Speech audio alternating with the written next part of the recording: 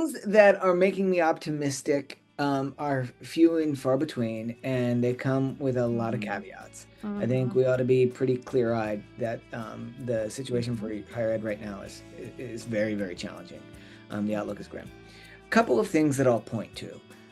One is that the Senate and Senate Republicans do seem far more open to funding research than the House and the administration. I don't think that that's actually going to result in much the maintenance of funding or much additional funding in the near term.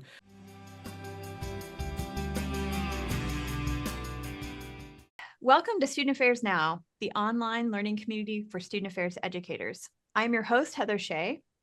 Today's episode is part of our Current Campus Context series, a limited run I hosted this spring, tracking and unpacking the evolving political, legal, and cultural forces shaping higher education. It's been 3 months since our last conversation in early May, and so today we're doing something a little bit different. We're going to recap the shifts, the pain points, and silver linings, if there are any, that we've seen hopefully emerge. And I'm really excited to be joined by 3 of our returning panelists from earlier in the series to reflect on what's happened, what surprised us, and what these changes might mean for higher education and student affairs. Student Affairs Now is the premier podcast and learning community for thousands of us who work in, alongside, or adjacent to the field of higher education and student affairs. We hope you'll find these conversations make a contribution to the field and are restorative to the profession. We release new episodes every Wednesday, and you can find us at studentaffairsnow.com, on YouTube, or wherever you listen to podcasts. Again, my name is Heather Shea. My pronouns are she, her, and I am broadcasting today from the ancestral, traditional, and contemporary lands of the Anishinaabe, Three Fires Confederacy of Ojibwe, Ottawa, and Potawatomi peoples, otherwise known as East Lansing, home of Michigan State University, where I work. So today we're asking what it has happened over the past 3 months and why does it matter for higher education? And I am thrilled to be joined once again by 3 folks who will be familiar for folks who've been watching our series. First, welcome back, Dr. Brendan Cantwell. Hey, great to be here. Brendan is a professor of higher adult and lifelong education at Michigan State, also on my campus. And he works primarily with higher education policy, governance, and the political economy of higher ed. Also been pretty prolific this summer in contributing and writing. Maybe we'll link to some of those articles and other things you've been doing, Brendan. It's pretty cool. Also joining us again is Dr. Felecia Commodore. Welcome back, Felecia. Hi, Heather. Thank you. Excited to be here. Felecia is an associate professor in education policy, organization, and leadership at the University of Illinois Urbana-Champaign, your research examines leadership, governance, and administrative practices, particularly in HBCUs, MSIs, and among Black women leaders. And finally, Dr. Demetri Morgan. Welcome back, Demetri. It's good to be back. Demetri Morgan is an associate professor of education at the University of Michigan, whose expertise includes institutional governance, campus climate, student activism, and STEM education in higher ed. So excited you all are here. Let's get into today's conversation. So I want to start by looking back. We're going to kind of take stock over the past 3 months. So I'd love to have maybe Felecia start with what are some of the events, headlines, and moments that stand out to you as having the biggest long-term implications? And then how have, if they have, institutions responded? And have you noticed any turning points over the past 3 months? Yeah, so it's been a doozy. It's been so much. I think if I were to say kind of the major things that I think are having lasting implications from what we can see now is the canceling of the NSF and NIH grants and funding. I mean, that touched a large swath of the higher education community in various ways. And I mean, to the point where we're now having to revisit how what fiscal models we've used at institutions for decades now. And so I think that is one of the things that has had some lasting or impact that will have long-term effects. I would say the second is um, some of the policies regarding our international students, that many of our campuses will not have the same number or level of international students on campus, whether because of some of the policies that changed that have caused some of them not to be able to get visas, or because of things like the ICE raids and the kind of domestic terrorism towards our international and immigrant students. Some of them have self-deported. Some of them have just decided they're not going to be going to U.S. institutions. And it's just too dangerous. And so um, I think for those of us who work at institutions that particularly that have had a high level of international students, we know what the impact is going to be, not just in kind of our knowledge power in our community, but also fiscally. It's going to really it's already having a really large impact on our institutions. And then I think the third thing, and I I think it's more of a cultural impact than I would say a direct impact to institutions, but watching Columbia and Harvard Mhm. negotiate extortion with with a president, I'm probably gonna get in trouble for that. But I think that has had a chilling effect on leadership in the field, particularly at institutions who aren't resourced like that. Yeah. I think people are really, they did not expect that. And I think people are really sitting like waiting, like, what does that mean for us? And so I think those three things are having immediate impact, but definitely are going to have long lasting impact on how institutions move from here on out. Brendan, what would you add? What have you been kind of tracking? Yeah, I mean it's an extensive list of Yes. things that have happened, and Felicia has certainly covered quite a few of them. The administration's tactic of flooding the zone with all kinds of stuff makes it Mhm. hard to keep track of what's going on, who it's impacting today, who it might impact tomorrow. Your question pointed to the longer term impacts of Mhm. higher education. Mhm.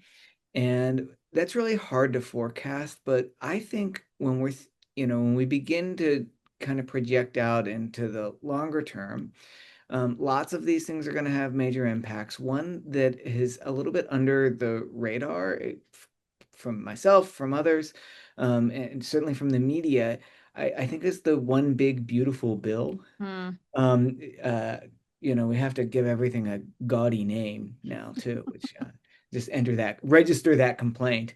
Um, the which is the big Republican tax and spending bill that moved Mhm. through the House and Senate this summer through a process called reconciliation that allows Congress to pack a whole bunch of stuff into a single bill, so long as it has to do with the budget, and then the president signed into law. And it was a little bit touch and go whether this bill would pass, but I think ultimately it was always going to pass.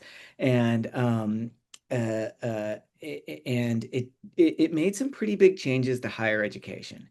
And I think that they will have some lasting impacts. The provisions that were proposed by the House were a little bit more dramatic than the ones that the Senate eventually implemented and made it into the bill that got signed. But even the Senate bill is probably the biggest revision to student loans.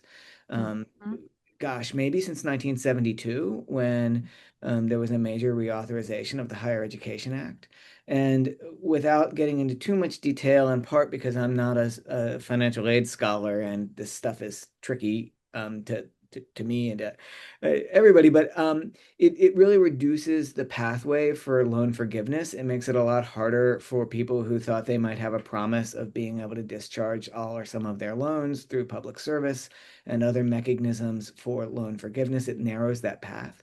And so there's going to be a lot of people now and in the future who are going to be really on the hook for their loans in ways that they may not have expected. I think that will drive down public opinion and people's feelings about higher education. People are already pretty salty about student loans. This has been a hot political issue for a long time.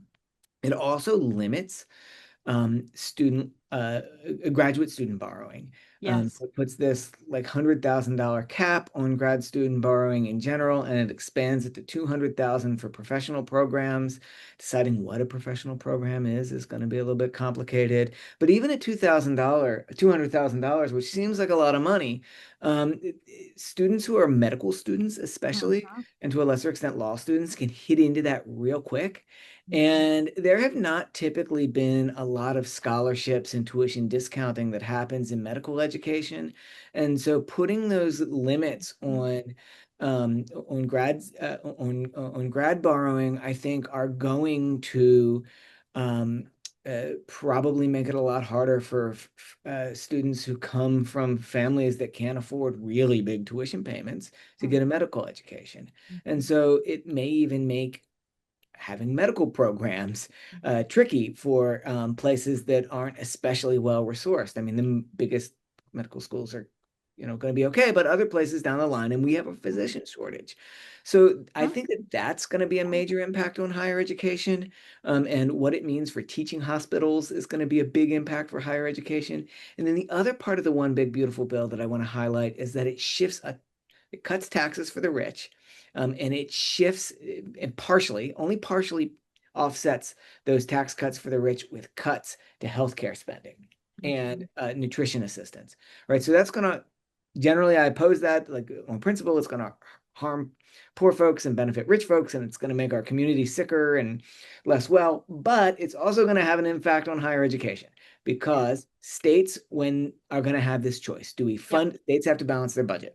Do we fund higher ed, continue to fund higher ed, or do we shift some of that money into making up some of the lost money for healthcare, especially, and also nutrition programs the federal government's cut? And I think a lot of states are going to choose, including many blue states, and maybe especially blue states, are going to choose to fund healthcare and nutrition. And that means that the fiscal outlook for public colleges and universities in the medium and long term, I think is pretty constrained.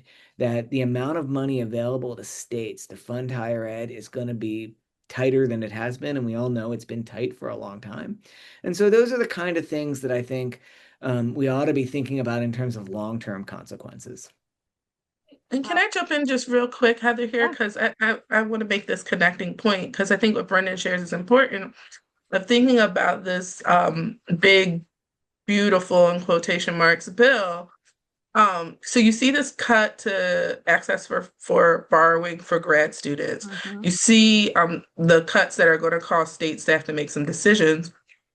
Pair that with loss of NSF funding, loss of NIH. So like all of the avenues, right? Because there may have been, if we cut grad borrowing, maybe we would have research money to help with, overhead to maybe provide funding for students. So we don't have like that a lot as much anymore, right? So it's coming from both sides and shrinking in. And we've already seen states starting to choose other things to balance their budget than higher education, particularly the states that got hit by the firing of the federal workers. They had to project a loss of state income tax. And because of that, a number of those states had to redo their budget, and they went to institutions that they had already appropriated money to and said, we need $8,000 back. We need $6,000 back. We need $15,000 back, right? We need $2 million back. So we already are seeing states who are like, if it's going to be a choice between this and in higher ed, we're going to choose this. So I think Brendan is right. We're already seeing that.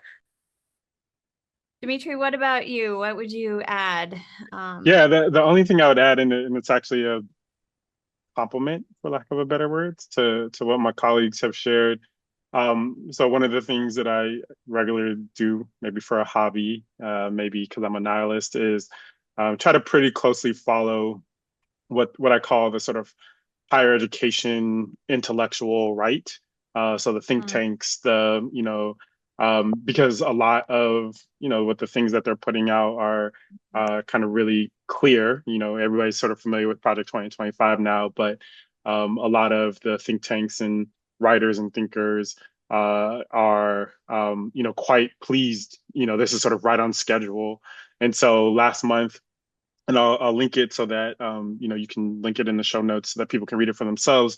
The Manhattan Institute put out basically a higher ed manifesto, and it makes me sort of think of the Game of Thrones quote of like, chaos is a ladder. And while all of the things that are playing out that Brendan and Felecia talked about, there are others who are like, yes, and this destabilization of higher ed is right where we want higher ed to be, to now advance our ideological sort of commitments to what we think higher ed can be and should be. And again, in plain sight, it's not like they're hiding anything, just like with Project 2025. The sort of, as they're calling it, the Manhattan Statement on Higher Education is, a pretty clear articulation of now that the space is destabilized, how then can the sort of next the next act, so to speak, be played out. And as we're seeing, the Trump administration is very okay with kind of firing people and also kind of placing people who are, very pseudo aligned with their particular worldview to advance their particular ends, right? We're just seeing it with, somebody just today announced that the new Barrow Labor Statistics, sort of chief economist is somebody from the Heritage Foundation. So it's important that we do not take these sort of statements and the people who signed them as just, kind of hand wavy at them. These are people who, in very short order could be setting policy. So that's one. Another one that's kind of behind the scenes, but I think is important, is and Felecia back in the spring sort of mentioned the fight around accreditation and some of the things that we've been seeing. And there's a really interesting battle playing out right now with NASIKI, which is basically the arm of the Department of Education that kind of oversees the accreditation, and their political appointees that they've been confirmed. And they're supposed to be carrying on their work, and the Trump administration has essentially halted their ability, and they're trying to run out the clock until they get to October, where there'll be a new slate of appointees. And so there's actually, sort of a lawsuit and kind of a legal battle right now saying like, hey, we have people appointed, we, should be able to carry out our work, and the Trump administration is saying no. So there are just also like a lot of like niche, nitty gritty policy things that then play into just this kind of bigger disorientation that, is again, as Brendan mentioned, part of the playbook. And then the third and final thing I think is, for a long time, people have been saying, hey, scholars need to do a better job getting out of the ivory tower. We need to do a better job. And I think some institutions are finally being like, oh, okay, like we need to get out of the ivory tower. We need to tell our story. And so that is probably only one area that I'm a little bit pleased to see some institutional resources and investment. It's a shame that it took this for people to be like, oh, people don't just intuitively understand what we do, what higher ed is, how our research shows up in people's everyday lives. We have to tell our story and compete in the media ecosystem just like everybody else. But you're starting to see, some campaigns being built and different things that I've been trying to track. And I think, with college football season upon us and some spot, I mean, they have their own problems, but I do think, as people like to say, like college athletics is the sort of front porch to your institution. And so I think institutions are trying to prepare well for this opportunity to kind of tell and share that story, which I think is important. Yeah, you named that all three of you have named some pretty significant shifts. I think it feels like a lot of turbulence right now that we're bringing into this kind of present moment. And I should have also named, we're recording this episode on Tuesday, August 12th. So by the time you listen, things may have changed, but we are, like a couple of weeks now into August. I mean, the students on our campus are coming back next week. And so we think about the start of a new semester and how that kind of turbulence is going to show up when our campuses are fully populated. I'd love to hear where you're seeing the most tension right now between values and practice, policy, reality. And I'm also really curious, without students on our campuses largely, I mean, I know there's students throughout summer typically, but without the student population, I'm curious what they are going to be bringing with them as they arrive back or, start classes again this fall. What are they going to be demanding, expecting, resisting? Demetri, do you want to start us off? Yeah, so it's a great question, and I think about it from kind of two different perspectives. One is like, what are students bringing back with them? And I think there is still, I think students often have a desire at all level, grad students, undergrads, to be able to talk and process like what is going on in the world. And I think that will continue to happen, but the spaces and places that people go to, there's going to be a kind of feeling out period of like, oh, like I used to go to the multicultural center, or I used to go, and that's either there or doesn't exist, or it's been renamed. Like, what does this look like? So I think there's going to be some feeling out of, like I want to have these conversations. I want to think with people, and be able to talk about things. But where can I do that, and how can I not be surveilled or profiled, and just being able to kind of show up and talk. I think too, there's increasingly I had a student, Tori Calais, write a dissertation about the kind of like online social media environment of a campus and the sort of physical environment. And we continue to see students can have very different experiences in those two environments. And so, I continue to think about what institutions are doing to meet students where they are, which we talk about in student affairs a lot. And how does that look in a social media environment where, you have X and you have, other sorts of social media that people are trying to steer clear of. But if students are there, or if the public, conversation is there, what does that look like? And how do we engage students in some of the social media spaces that they're in? And then the part that I think is also interesting is institutions are also trying to engage in a sort of theater of being responsive to the critiques.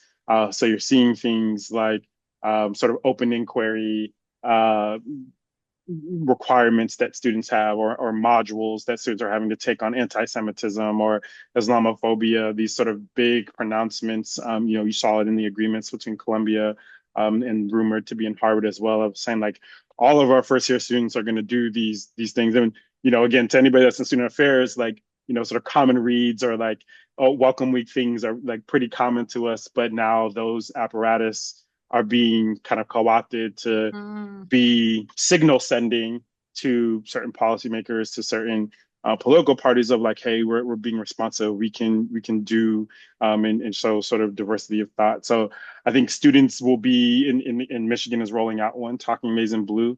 And so I think students will be like, what is this? Like, why do I have to take this? And even if it's well designed and thoughtful, it's still like, where is this coming from? Like I have an older, sibling who didn't have to do this. Why am I having to do this? What's this about? And I think the explanations that we always give don't draw direct connections between, hey, we're trying to respond to the socio-political environment. Hey, we're trying to signal that this is a place where everybody can be and can think and can dream, which not for nothing has always been the case.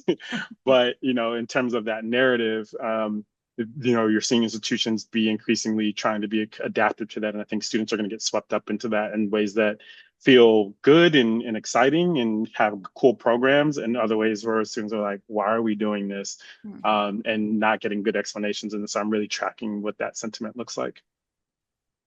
Yeah, that's a really great point. And I think as a parent of a a rising junior in college, I am constantly interested in how they're also messaging their values to parents and family and supporters. So there's definitely some interesting discussion happening, I think, at the administrative level. So Felecia, I'd love to hear your thoughts on kind of current realities, in particular, how administrators maybe are grappling with some of this. Yeah. So I'm going to try to be very careful about what I say. I think a number of administrators aren't sure what to do. Yeah. I'm just going to be honest. Yeah. There's no playbook for this particularly. And so I think what we will see, and we've already started to see because of that, is I think we're going to see far more collaboration and collective leadership among university presidents and leaders, because I think they're trying to bounce ideas off of each other. They're trying, well, what did you do? And what are you doing? And this is what I'm dealing with in my state. This is what I'm dealing with my board. I think we're going to see more of that. I think associations like ACE, ASCU, AACU are going to become really important right now, because I think they're going to be places that university leadership are going to feel some shelter to be able to figure this thing out. I think that two things come to mind. One kind of Demetri kind of triggered for me. And it's probably, and I would say these two things kind of make me a little hopeful. And y'all know by now I'm not an optimistic person. But I think history does tell us that moments like this are what student activism is born out of. I think we will see a level of student activism that we haven't seen, and I will say that on both sides of the field. I think our more conservative students are going to feel emboldened to kind of stand up in ways maybe they haven't. I think our more progressive students are going to feel that they have to stand up. And I think when we look at the past, at some of the big student movements in the past that have shaped higher ed, I think we're in one of those moments now. I think students feel like what they've been promised has been taken away from them, and they want some control back, or they want their voices to be heard. Now, I think this is going to be interesting because of the ways and some of how campuses have moved to try and quiet or chill student activism. I think that those two coming together is going to be really interesting. I also think we've never seen student activism with the amount of technology that we have now. And that makes it move in ways and move quicker in ways and wider and faster in ways than we've ever seen, which we saw kind of with some of the pro-Palestinian protests, right? Like they were starting to sweep just because people were like, y'all doing that on your campus? I guess we can do that here too, right? Like, yeah. So I do think, and I don't know if our campuses are prepared for it, but I think we're going to see a level of student activism happen. And in conjunction with that, I think we're already starting to see it. There had been a moment in higher ed, and I think some of my student affairs people can relate to this, where we started to see students lean out of student organizations, lean out of affinity groups, lean out. They were like, I don't need all of that. I got my little group chat. I don't need that. That's going to shift. I think we've taken some of these spaces away that were taken for granted, these physical spaces on campus, these majors that people found community in. And I think people are going to want to find safety in those communities again. And so I think we're going to organically see a shift back to some of what we saw in like the 90s and early 2000s, with a real strong lean into Black student unions and Latino student groups and things. But I think it's just going to look a little different than it won't be so formalized. I think it's going to be a lot of organic organizing going on. The second thing I'll say is, and we're starting to see it, I think faculty governance is at the top of a lot of faculty's minds, shared governance. And especially in these states that are now like making it all illegal almost to have faculty senates, I think you're going to see more faculty organizing. But again, maybe not in formalized ways, but in these more organic, off the grid kind of ways. And I'm interested to see how that works within these institutions. But I think having something that we kind of took for granted in a lot of spaces taken away is starting to force a reaction. I mean, I think Harvard just decided, like, just vote to have a Senate, like they never had one before, which is kind of, I don't know that I knew that. But I also imagine they thought they all were all on the same page, like they didn't need that. And so I think you're seeing like faculty say, oh, wait, like we need to have a voice somehow, or wait, again, that shelter and that strength and protection that is perceived through numbers. I think you're going to see more of that on the faculty side. And I think you're going to see more of that on the student side as well. And the question then becomes, what is the institutional reaction to that? History tells us that it usually is not positive, but it does usually result in change. So it'll be interesting to see what happens. Yeah, I think that's a really important note to kind of as a hopeful reality, right? Student engagement, student activism. In a previous iteration of the questions for this episode, I was thinking about like if you had to sit down with the university president right now to talk about some of these issues, what would you say? Brendan, I'm going to toss to you to talk about current realities, and you can pick up that thread or not. What would you tell campus president, maybe not here at MSU or maybe on a different campus? Yeah, well, I don't know. Here's one thing I'll say is that no campus president is calling me up asking me what I think. And I think in part that is because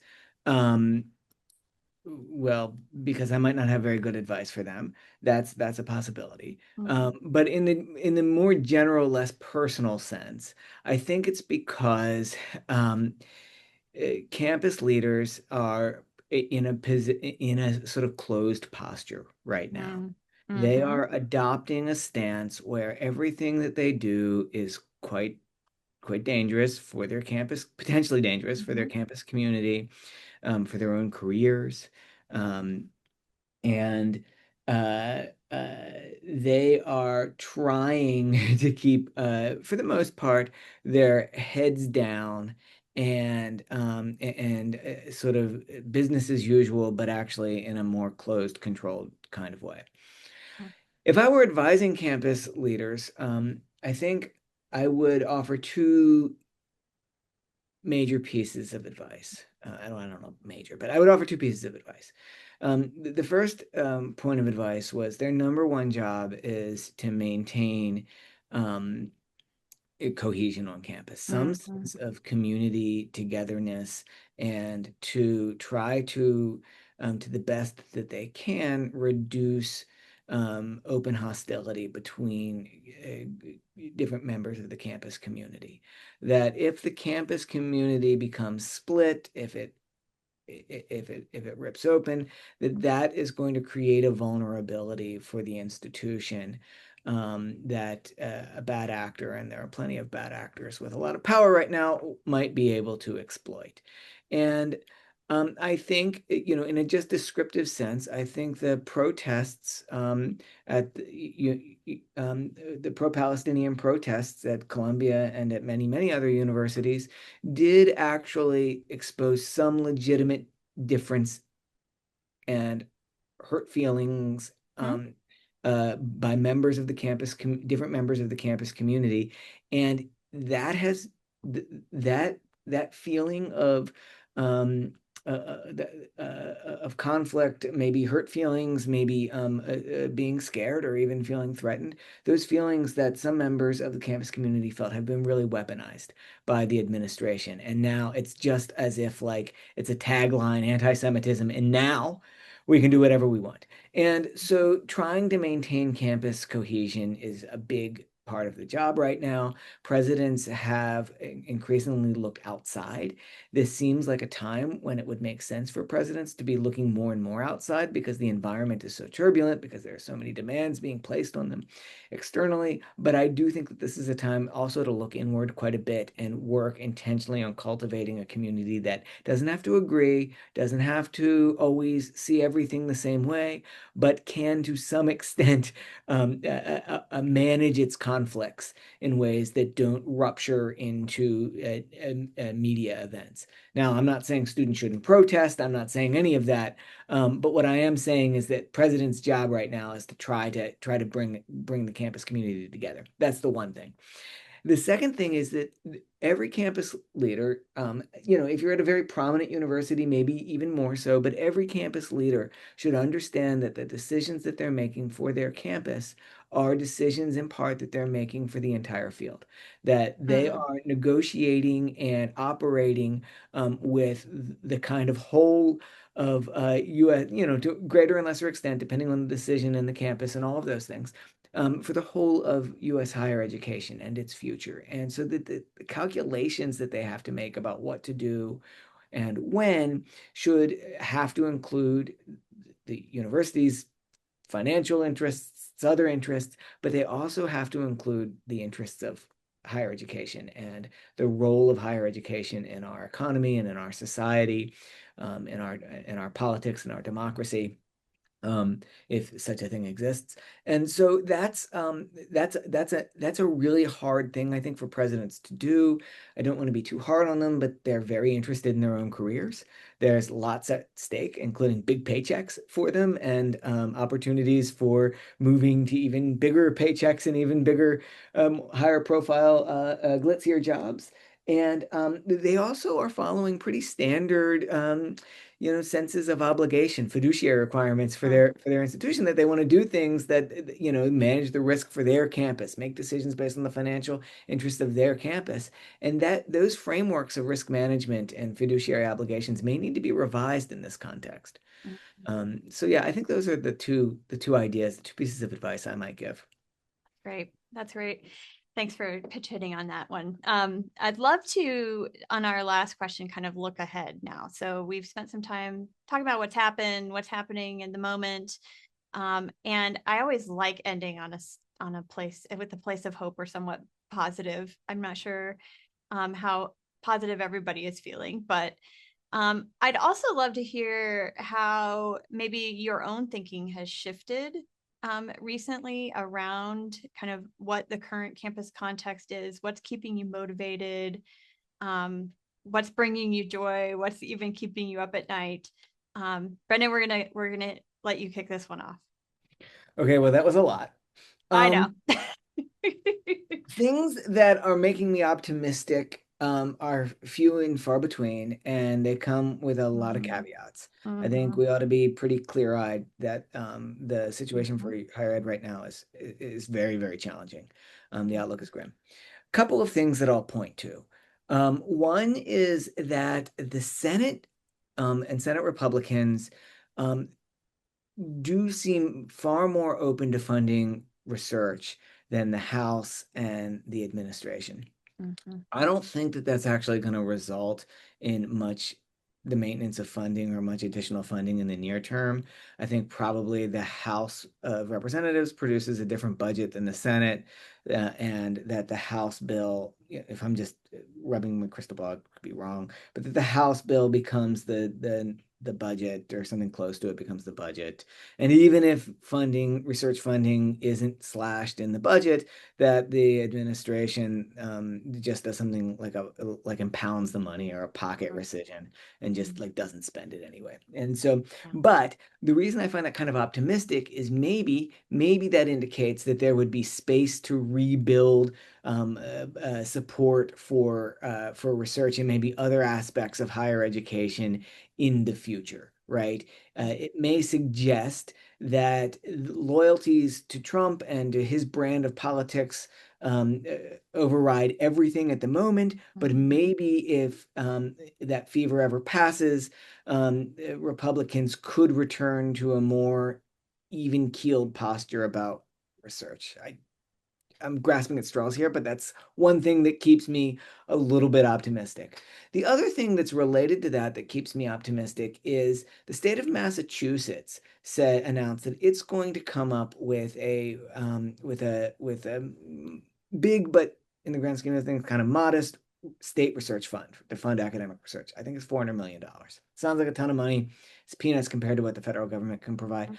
But I think that this points to the possibility that blue states may, with means and when they control the state pretty strongly, and when they have a lot of universities for whom their economy is based, like in the case of Massachusetts, there may be opportunities for blue states to be creative, to kind of work around some of the challenges that the sector is facing. And I hope that that would pick up some steam, and that other states could think not just about research funding, but also maintaining other aspects of higher education, supporting students, right?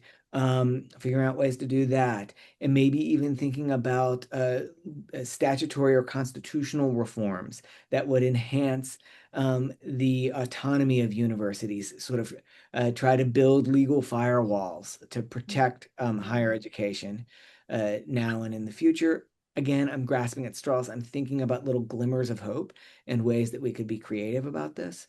And then just personally, what I'm really looking forward to is the weather turning here. We're all in the Midwest, and it's been hot and dry. And because you asked this, so I'm gonna bring this, and this will be the last thing that I say, because I think that on a college campus, it's a little bit of a stereotype, the sort of northern or Midwestern campus where it's a crisp day and the leaves are turning, and the students are moving around in their new jackets. I think that's a time, a sort of sensory experience and a ritual that can allow us to all see, or at least allow me to see, remind me of like why I love being on a college campus, and how great places these campuses can be, and that there's something for us to still hold on to, in the fall. So that's my thinking. Great. That's very hopeful. I think I'm looking forward to just the heat breaking, and I feel for all of the parents who are moving and supporters who are moving their children onto campus in the next couple of weeks, because lots of residence halls don't have any air conditioning up here in the Midwest either. Not fun. Demetri, what about you? What kinds of shifts, or what's keeping you motivated? What's keeping you up at night? What are some of the things that are feeling a little bit like progress? Yeah, so just a couple come to mind. One, I think all three of us, Brendan, Felecia, and myself, like over the years, have been working and writing on various aspects of governance. Felecia mentioned shared governance earlier, and I do think there is a renewed interest in understanding how universities work, and understanding why universities are not just like nonprofits and why they're not just like corporations. And I'm, maybe an internal optimist that with like more context and understanding, and more people using shared language about what is higher ed and how does it work, the better off we'll be. And part of that, a decade ago, there was, 10 of us that, maybe really loved talking about governance, and increasingly there's more and more people. And so I'm heartened by that. I also am heartened by, and I think the strength of the position of the Republican Party, President Trump, is that they do a really good job of defining the problem and then polarizing people around the problem. And I think, the progressive left or whatever, continues to not be in agreement that there are problems in higher ed, right? Everybody's like, oh, they just need to be anti-Trump, resist, resist, resist. And it's like, they're not exploiting they're not exploiting or demonizing. They're defining the problem as like people are upset with the value proposition of higher ed. And they're starting from there and then advancing their own aims. And so I'm heartened by people's the potential that still exists out there to come back to sort of shared problem solving and create a new pathway about higher ed that invites people and activates people and gives people reason to hope and dream. But if we continue to engage in the sort of like, anti-Trump of it all, it takes us away from saying like, there's lots of great things about higher ed. There's lots of challenges about higher ed. Here is our plan to address the challenges. Here is our plan to advance the good and do that in a coalition and do that in ways. And so I agree with what has been shared, that some of the things that are starting to come into place, whether it's states, doing research funds, some of the coalitions that we saw formed and maturing, but moving away from just sort of like the anti and the resistance to like, we want to compete in the marketplace of this as well. And we're starting from the same definition of the problem, but here is an alternative to what that looks like. And you're starting to see some of the seedlings of that and the challenges that it takes a long time. It's easy to define the problem. It takes a long time to build, so was why Project 2025, again, not to hype it up, but it's why like some of that thinking and the infrastructure building of it was done so that then you just had to implement it. And you're seeing other groups now try to build that infrastructure and do that deep thinking while also trying to defend. And, for anybody that's played a sport, it's really hard to play offense and defense at the same time. Yeah.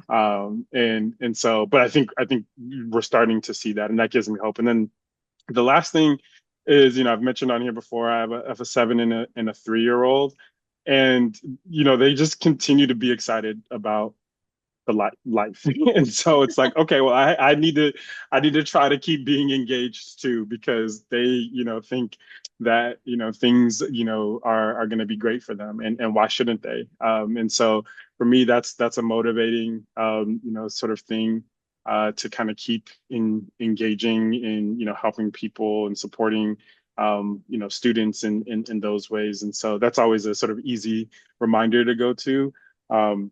But one that I think is not unimportant, in spaces. And so, yeah, those are kind of the things that are kind of keeping me going.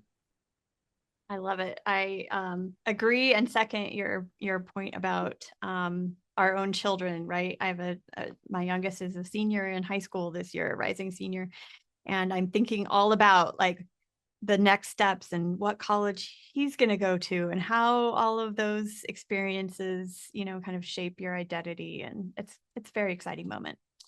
Felecia, what about you? You bring us home. What's giving you hope or feels like progress?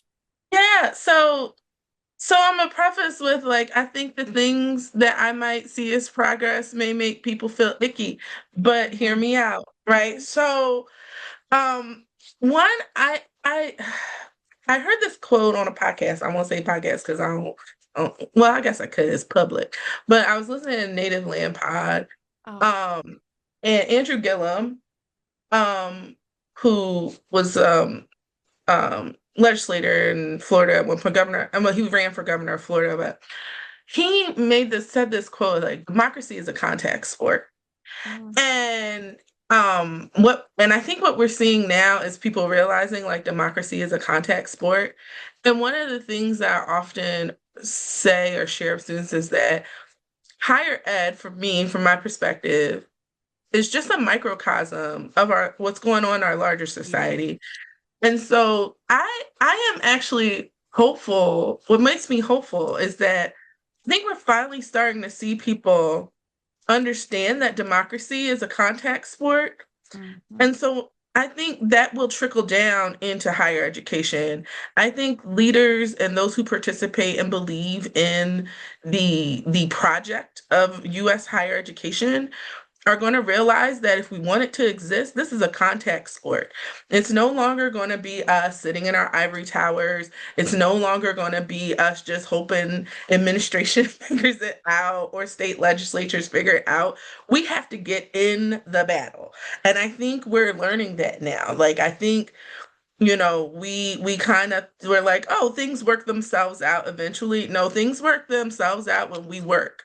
And I think that is what I'm starting to see now. I think we're seeing more of our shareholders and stakeholders be like, if we believe in this thing, whether it's your individual institution, whether it's the concept of higher education overall, then we're going to have to work and we're going to have to fight for it. Like, this is a contact sport and we're going to have to get in the battle. And I think people are starting to step up to the plate. I mean, I feel like I've seen more people be more engaged with like what are the state legislatures saying about higher ed? Who are people putting on boards of trustees?